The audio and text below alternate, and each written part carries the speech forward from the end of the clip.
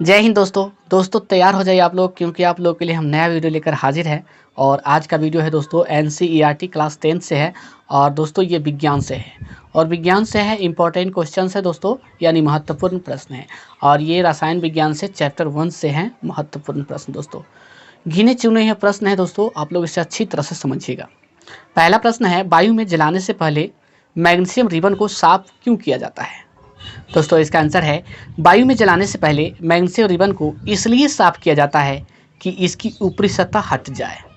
दोस्तों वायु में जलाने से पहले जो है मैग्नीशियम रिबन को इसलिए हम साफ करते हैं ताकि इसकी ऊपरी सतह जो है हट जाए, साथ ही धूलकण आदि भी साफ हो जाए। और धूलकण जो उस पर लगा रहता है दोस्तों वो भी साफ हो जाए, ताकि मैग्नीशियम की सतह हवा के प्रत्यक्ष संपर्क में आ सके। और ऐसा करने से मैग्नीशियम की जिस सतह जो है दोस्तों वो हवा के प्रत्यक्ष संपर्क में आ जाएगा। तो दोस्तों इसलिए हम क्या करते हैं, वायु में मैग्नीशियम रिबन को जलाने से पहले साफ करते हैं।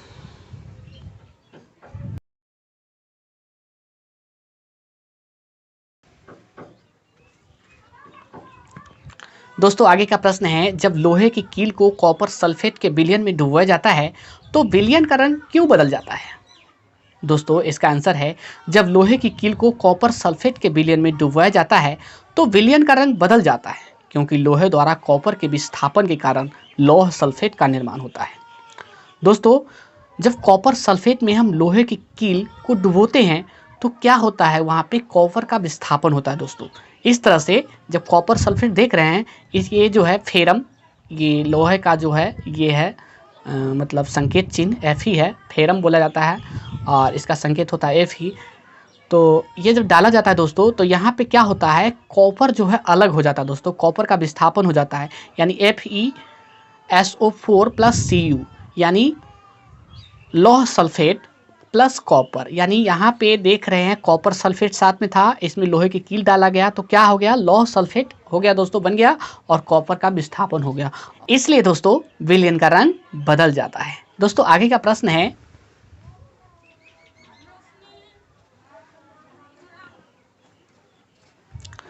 संतुलित रासायनिक समीकरण क्या है?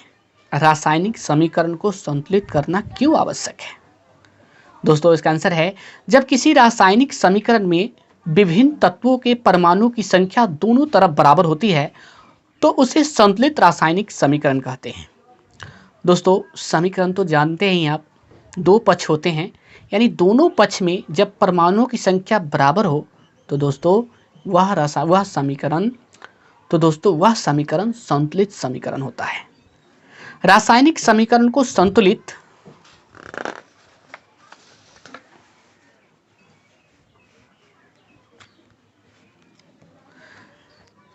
करना इसलिए आवश्यक है क्योंकि इसके द्वारा हम न केवल समीकरण की वास्तविक जानकारी प्राप्त कर सकते हैं, बल्कि अभिकारकों एवं उत्पादों की वास्तविक संख्या की जानकारी भी प्राप्त कर सकते हैं।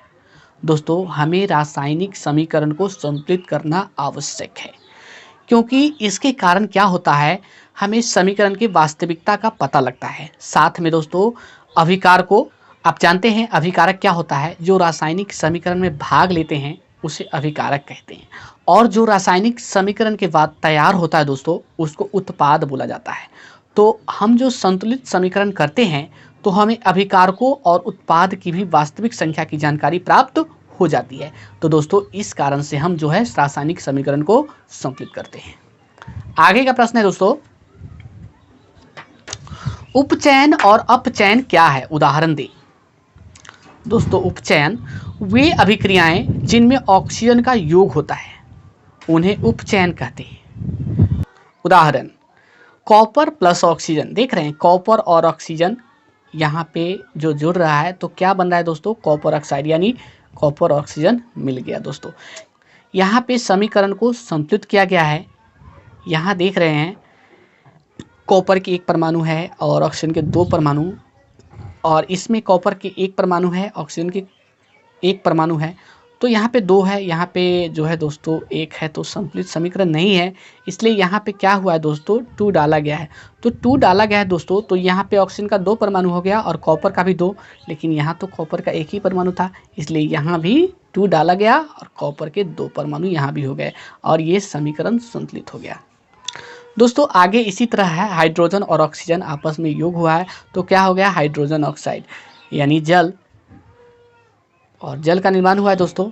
और यहाँ पे देखिए H2O यहाँ पे था और यहाँ H2 + O2 यानी ऑक्सीजन के 2 परमाणु है इस पक्ष में और इसमें 1 परमाणु है, तो इसको संतुलित किया गया है दोस्तों। यहाँ पे 2 डाला गया है, तो ये ऑक्सीजन के परमाणु बराबर हो गए, लेकिन हाइड्रोजन का बिगड़ गया दोस्तों, 2 दूना 4 यानी 4 परमाणु हो गया इसका। तो क्या किया गया, इसमें भी 2 डाल दिया गया और ये भी 2 दूना 4 यानी हाइड्रोजन के भी 4 परमाणु हो गए और यहाँ पे भी हाइड्रोजन के 4 परमाणु हो गया और ये समीकरण दोस्तों संतुलित हो गया। उसी तरह दोस्तों अपचयन, वे अभिक्रियाएं जिनमें ऑक्सीजन का ह्रांस होता है उन्हें अपचयन कहते हैं। दोस्तों ये वैसी अभिक्रिया हैं जिनमें ऑक्सीजन का ह्रांस यानी ऑक्सीजन हटेगा, साइड होगा, मिलेगा नहीं, और इसमें क्या था दोस्तों, ऑक्सीजन का योग होगा और इसमें ऑक्सीजन का वियोग होगा, ह्रांस होगा। तो दोस्तों इस तरह से इसका उदाहरण देखें, जिंक ऑक्साइड प्लस कार्बन। यहाँ देखिए दोस्तों जिंक के साथ ऑक्साइड यानी जिंक में जो है ऑक्सीजन है और यहाँ पे बराबर में क्या हो गया, जिंक प्लस कार्बन मोनोऑक्साइड। दोस्तों यहाँ पे ऑक्सीजन का ह्रांस हुआ है जिंक के साथ और ये मोनोऑक्साइड हो गया है यानी ऑक्सीजन का ह्रांस हुआ, वियोग हुआ दोस्तों। इसी तरह दूसरा उदाहरण दोस्तों, कॉपर ऑक्साइड प्लस हाइड्रोजन यानी कॉपर ऑक्साइड में हाइड्रोजन का मिलाया गया, तो क्या बन गया दोस्तों, कॉपर प्लस हाइड्रोजन ऑक्साइड यानी कॉपर और जल का निर्माण हुआ और इस तरह से यहाँ पे ऑक्सीजन का ह्रांस हुआ है दोस्तों। आगे का प्रश्न है दोस्तों, लोहे की वस्तुओं को हम क्यों पेंट करते हैं। दोस्तों इसका आंसर है, लोहे की वस्तुओं को संक्षारण से बचाने के लिए हम पेंट करते हैं। पेंट वस्तु की सतह तथा हवा या नमी के बीच प्रत्यक्ष संपर्क को समाप्त कर देता है। दोस्तों हम लोहे की वस्तु को इसलिए पेंट करते हैं ताकि वह संक्षारण से बच जाए। दोस्तों आप जानते हैं संक्षारण होने के लिए 2 चीज़ आवश्यक है, एक तो वायु और दूसरा दोस्तों नमी यानी जल की मात्रा। जब तक ये दोनों नहीं होंगे तब तक जो संक्षारण नहीं होगा यानी जंग नहीं लगेगा। तो हम पेंट जो करते हैं दोस्तों, तो पेंट करने से क्या होता है दोस्तों, पेंट जो है वस्तु की सतह तथा हवा या नमी के बीच प्रत्यक्ष संपर्क को समाप्त कर देता है। पेंट जो करते हैं दोस्तों, तो उस वस्तु की जो सतह होती है उसमें हवा और नमी का जो प्रत्यक्ष संपर्क होता है उसको खत्म कर देता है और इसलिए उस वस्तु में जंग नहीं लगती। इसलिए दोस्तों हम लोहे की वस्तु पे जो है पेंट चढ़ाते हैं।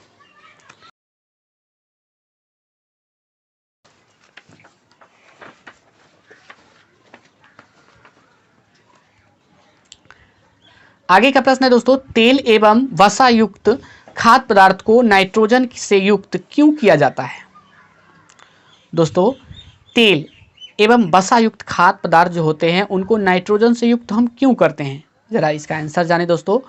तेल एवं वसा युक्त खाद्य पदार्थ को क्षतिग्रस्त होने से बचाने के लिए उन्हें नाइट्रोजन से युक्त किया जाता है। दोस्तों तेल एवं वसा युक्त खाद्य पदार्थ को क्षतिग्रस्त अर्थात बर्बाद होने से बचाने के लिए उन्हें जो है नाइट्रोजन से युक्त किया जाता है। जब ऐसे पदार्थ हवा के संपर्क में आते हैं तो उपचयित होकर विकृत गंधित हो जाते हैं, उनके गंध तथा स्वाद बदल जाते हैं। दोस्तों ऐसा हम ना करें तो हमारा वस्तु जो है खराब हो जाएगा यानी बर्बाद हो जाएगा। इसलिए हमें तेल एवं वसा युक्त खाद्य पदार्थ को जो है नाइट्रोजन से युक्त करते हैं। आगे का प्रश्न है दोस्तों, संक्षारण को परिभाषित करें, इनकी परिस्थितियां लिखें। दोस्तों संक्षारण, आखिर संक्षारण क्या है जरा इसके बारे में हम जानें। जब कोई धातु अपने आसपास अम्ल, नमी आदि के संपर्क में आती है तब यह संक्षारित होती है और इस प्रक्रिया को संक्षारण कहते हैं। दोस्तों कोई भी धातु हो, चाहे लोहा हो या कोई भी धातु हो, जब अपने आसपास अम्ल, नमी आदि के संपर्क में आती है यानी अम्ल, नमी और इसके संपर्क में जो वस्तु आता है दोस्तों, तो क्या होता है वह संक्षारित होने लगती है और इस प्रक्रिया को हम संक्षारण कहते हैं। अर्थात वस्तु में जंग लगने लगती है दोस्तों और इसी को संक्षारित जो है कहा जाता है। संक्षारण के लिए परिस्थितियां, दोस्तों संक्षारण के लिए परिस्थितियां समझे हम। नमी की उपस्थिति, संक्षारण के लिए जरूरत है पहले नमी अर्थात जलवाष्प जो होता है यानी थोड़ा जल की मात्रा वो अनिवार्य है दोस्तों, और वायु की उपस्थिति। जब तक ये दोनों नहीं मिले तब तक जो है संक्षारण की क्रिया नहीं होगा। इसलिए हमें दोस्तों जंग लगने वाला पदार्थ पे जो है नमी या वायु के संपर्क नहीं होना देना चाहिए। आगे का प्रश्न दोस्तों, और इस वीडियो का लास्ट प्रश्न है, विकृत गंधिता को परिभाषित करें। दोस्तों इसका आंसर है, उपचयित होने पर तेल एवं वसा विकृत गंधी हो जाते हैं तथा उनके स्वाद तथा गंध बदल जाते हैं। इस प्रक्रिया को विकृत गंधिता कहते हैं। दोस्तों उपचयित होने पर तेल एवं वसा विकृत गंधित हो जाते हैं, उनके स्वाद तथा गंध बदल जाते हैं और इस प्रक्रिया को विकृत गंधिता कहते हैं। तो दोस्तों इस तरह से ये वीडियो खत्म होता है और हमें जानकर खुशी होगा कि आप लोगों को ये वीडियो अच्छी तरह से समझ में आया है। दोस्तों ये सारे प्रश्न बहुत ही महत्वपूर्ण हैं और मैट्रिक परीक्षा में बराबर पूछा जाता है। हम गिने चुने हुए प्रश्न लाए थे दोस्तों, आप लोग इसे अच्छी तरह से याद कर लीजिएगा और ये प्रश्न आपके जीवन में बहुत ही काम देगा। दोस्तों यदि चैनल पर नए हैं तो वीडियो के नीचे आपको लाल वाला बटन दिखाई देता होगा, आप उसे दबाइए, हमारे चैनल को सब्सक्राइब कीजिए, हमारे साथ जुड़िए और मैट्रिक परीक्षा की बेहतर तरीक़ा से तैयारी कीजिए। दोस्तों जाते जाते मेरे वीडियो को ज़रूर लाइक कीजिएगा और मिलते हैं आगे एक नई वीडियो के साथ। तब तक के लिए जय हिंद।